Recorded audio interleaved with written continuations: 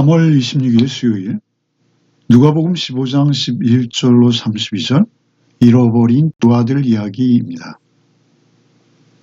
누가복음 15장은 잃은 양, 잃은 드라크마, 그리고 잃었던 아들이 돌아오는 내용으로 우리에게 너무나 익숙한 본문들입니다. 이 본문을 통해서 우리는 하나님의 마음을 다소간이라도 깨달을 수 있다라고 여깁니다. 먼저 둘째 아들이 아버지를 떠나는 것과 그가 돌아오는 내용을 함께 읽으시겠습니다. 또 이르시되 어떤 사람에게 두 아들이 있는데 그 둘째가 아버지에게 말하되 아버지여 재산 중에서 내게 돌아올 분깃을 내게 주소서 하는지라. 아버지가 그 살림을 각각 나누어 주었더니 그 며칠이 안 되어 둘째 아들이 재물을 다 모아가지고 먼 나라에 가 거기서 허랑방탕하여 그 재산을 낭비하더니 다 없앤 후 그 나라에 크게 흉년이 들어 그가 비로소 궁핍한지라. 가서 그 나라 백성 중 한 사람에게 붙여 사니 그가 그를 들러 보내어 돼지를 치게 하였는데 그가 돼지 먹는 쥐염 열매로 배를 채우고자 하되 주는 자가 없는지라. 이에 스스로 돌이켜 이르되 내 아버지에게는 양식이 풍족한 품꾼이 얼마나 많은가. 나는 여기서 줄여 죽는구나. 내가 일어나 아버지께 가서 이르기를 아버지여 내가 하늘과 아버지께 죄를 지었사오니 지금부터는 아버지의 아들이라 일컬음을 감당하지 못하겠나이다. 나를 품꾼의 하나로 보소서 하리라 하고. 두 아들을 둔 한 아버지가 작은 아들로부터 받을 유산을 미리 상속해 달라는 요구를 받습니다. 요즘도 그렇습니다만 당시로서는 아버지 생전에 유산을 요구하는 것, 그건 너무나 당돌하고 아버지에게 큰 불효를 저지르는 것입니다. 그런데 이 요구를 들은 아버지는 그 살림을 각각 나눠줍니다. 그러자 둘째는 며칠이 안 되어 그 재산을 모두 처분해버리고 먼 나라로 가서 허랑방탕한 생활을 합니다. 결국 재산을 모두 탕진하자 어떤 사람에게 고용되어서 돼지 돌보는 일을 하게 되는 것이죠. 아들은 아버지를 떠나 어떤 간섭도 없이 자유롭게 살기를 원했지만 결국 종살이로 전락하는 것이죠. 소위 자유로운 생활을 원했지만 결국 자신의 욕망과 그 세상의 죄악에 묶여서 노예로, 종으로 전락하고 만 것입니다.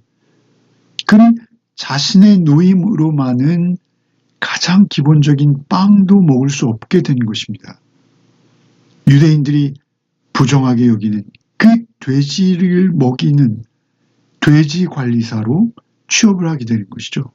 그 돼지들이 먹는 쥐염 열매라도 먹고 싶지만 그것마저 먹을 수 없는 어떤 형편이 되어버리는 것입니다.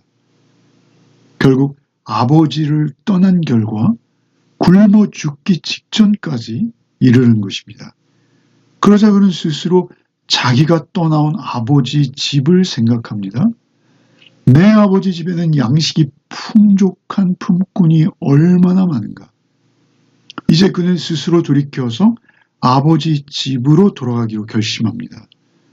내가 하늘과 아버지 집에 죄를 지었사오니 지금부터는 아버지의 아들이라 불려질 자격도 없사오니 품꾼 가운데 그저 하나로 여겨 주십시오. 여기서 하늘과 아버지의 집에 죄를 지었다라고 할 때 하늘은 어떤 의미일까요? 히브리 사람들은 종종 하나님 대신에 하늘이라는 단어를 사용합니다. 그는 하나님과 아버지에게 진심으로 자신이 죄를 지었다라고 고백하기에 이르는 것이죠.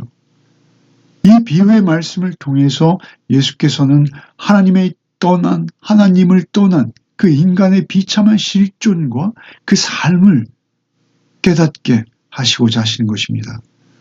죄는 근본적으로 하나님께서 인간에게 주신 그 모든 자원을 자신의 이기적인 목적으로 혼자만 독점하겠다는 것입니다.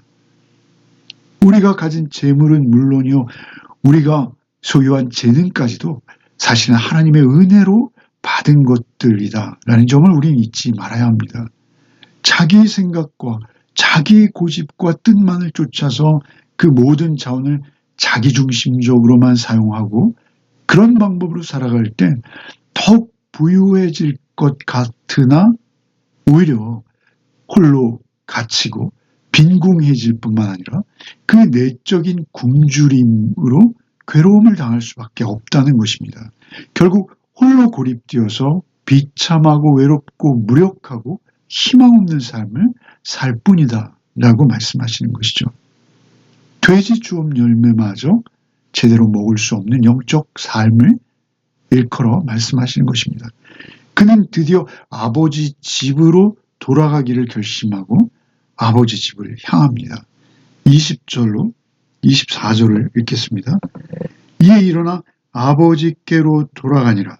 아직도 거리가 먼데 아버지가 그를 보고 측은히 여겨 달려가 목을 안고 입을 맞추니 아들이 이르되 아버지 내가 하늘과 아버지께 죄를 지었사오니 지금부터는 아버지의 아들이라 일컬음을 감당하지 못하겠나이다 하나 아버지는 종들에게 이르되 제일 좋은 옷을 여다 입히고 손에 가락지를 끼우고 발에 신을 신기라.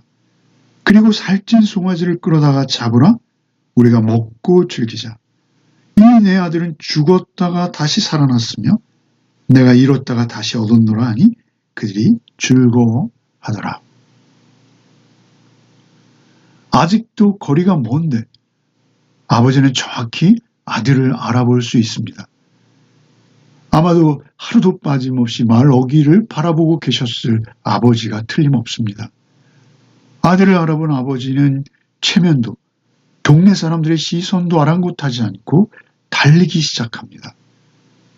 오히려 혹시 그 패역한 아들을 향해 동네 사람들이 돌이라도 던질까봐 풀이 나게 달려간 아버지는 그 아들의 목을 끌어안고 입을 맞추기 시작합니다. 측은히 여기십니다. 여기서 측은히 여긴다 라는 이 헬라어는 창자가 녹거나 끊어질 듯 불쌍히 여긴다 이런 의미입니다. 죄를 자백하고 벌을 받으러 온 아들, 그 아들에 대한 끝없는 용서와 사랑의 의미가 담겨있는 입맞춤입니다. 아들이 자신의 마음에 새겨두었던 말들을 아버지 앞에 꺼냅니다. 내가 하늘과 아버지께 죄를 지었기에 아버지의 아들이라 불려질 자격도 없다라고 말을 하고 있을 때 그가 아직 나를 아버지 집의 품꾼의 하나처럼만이라도 여겨주십시오라는 말을 미처 꺼내기도 전에 아버지가 종들에게 말하는 소리가 들려옵니다. 옷을 입히고 가락지를 끼우고 신을 신기고 송아지를 잡아 파티를 열자. 아버지가 말하는 것이죠. 여기서 옷은 아들의 권리를 말합니다. 가락지는 아들의 권한을 상징하고요. 신은 그가 자유인으로서 완전한 권리를 회복했다라는 상징인 것입니다. 여기서 송아지를 고대 교부들은 그리스도의 희생을 상징한다라고 주장합니다. 어쨌든 아버지는 아들을 온전히 용서했을 뿐 아니라 그 아들의 이전 권리를 회복시켜 주시고 큰 기쁨으로 그를 받아주셔서 귀한 송아지를 잡고 잔치를 벌입니다. 그리고 아들이 돌아온 의미를 부여하는 말씀도 하십니다. 이 내 아들은 죽었다가 다시 살아났으며 잃었다가 다시 얻었노라. 하나님을 떠난 삶을 에베소서 2장 1절에 허물과 죄로 죽었던 그렇게 표현합니다. 인간이 돌이켜 하나님께 돌아오는 사건, 그것은 죽었던 허물과 죄로 죽었던 자가 영원한 생명으로 부활의 생명을 얻고 돌아오는 사건입니다. 예수께서는 바로 이렇게 구원의 사건을 설명하시기 원하시는 것입니다. 성경에서 우리의 구원을 설명하는 가장 놀랍고 신비하며 또 은혜로운 따뜻한 말씀이라 하지 않을 수 없습니다. 하나님께서는 인간의 생각이나 이성으로 이해할 수 없는, 참으로 헤아릴 수 없는 그런 사랑으로 우리에게 행하시는 분이십니다. 그 독생 성자 아들을 우리에게 내어주시기까지 사랑하신 하나님을 예수께서는 전하기 원하시는 것입니다. 25절로 32절을 읽겠습니다.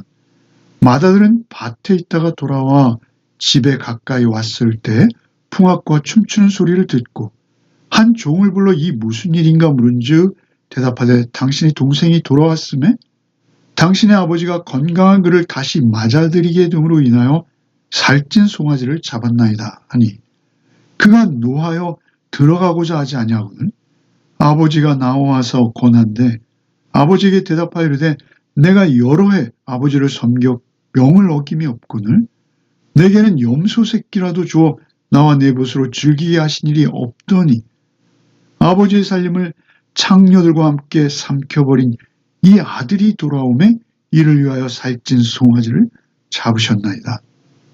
아버지가 이르되 예 너는 항상 나와 함께 있으니 내 것이 다 내 것이로되 이 내 동생은 죽었다가 살아났으며 내가 잃었다가 얻었기로 우리가 즐거워하고 기뻐하는 것이 마땅하다 하니라. 마다들은 하루의 일과를 마치고 집으로 돌아오는 길에 뜻밖의 풍악 소리를 듣고 집에 들어가지 않은 채 종에게 무슨 일인가 묻습니다. 동생이 돌아와서 잔치가 벌어졌다 라는 말을 들은 형은 화를 내며 집에 들어오는 것조차 거부하는 그런 일이 벌어지는 것이죠. 그러자 이번에도 아버지는 마다들을 설득하기 위해서 집에서 나와서 그를 설득하기 시작합니다. 대화를 시도하는 것이죠. 그 대화 속에서 큰 아들은 나는 아버지를 섬겨 아버지의 명을 어긴 적이 없으나 내게는 염소 새끼라도 주어 나와 내 친구로 즐기게 한 적이 없었습니다. 그런데 아버지는 아버지의 재산을 창녀들과 함께 삼켜버린 그 아들에게 살찐 송아지를 잡나이다. 이거 지나치신 것 아닙니까? 항의하는 것이죠. 결국 아버지에게 성실해 보이려고 노력했던 그 첫 아들의 실체는 무엇입니까?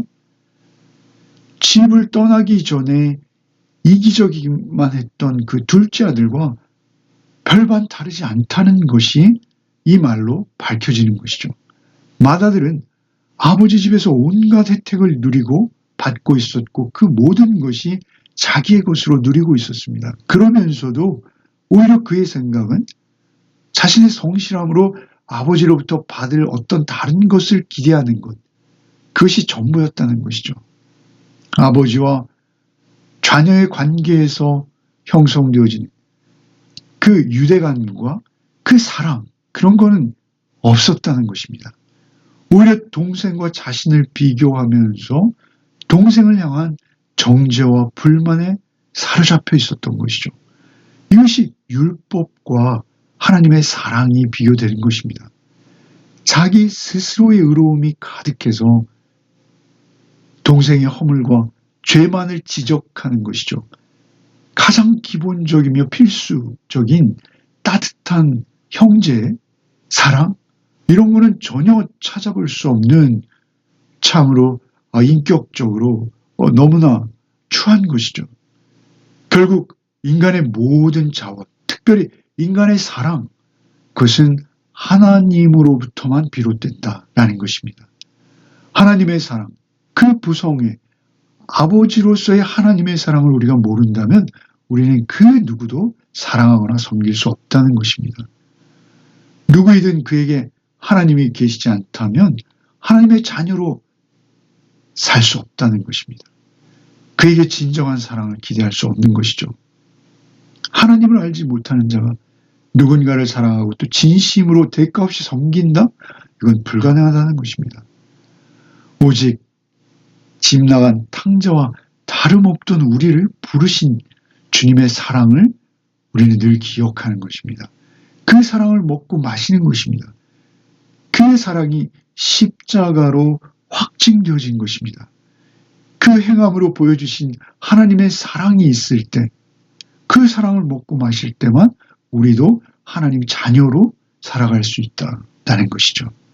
오늘 하루도 오직 그 사랑 안에서 숨쉬고 먹고 마시며 하루를 살아내는 복이 우리 모두에게 있기를 바랍니다. 바랍니다. 기도하겠습니다. 주님, 우리에게 때로 마다들과 같은 마음이 없는지요? 마다들과 같은 외형적이며 형식적인 신앙으로 우리 스스로의 의로움을 앞세우며 어리석은 삶을 사는 때가 없는지요? 탕자와 같은 나를, 아버지 품을 떠나 있던 나를 돌이키게 하시고 찾아주셔서 그 아버지의 사랑 알게 하시고 은혜로 돌이키신 것을 잊지 않는 하루가 되게 하여 주시옵소서.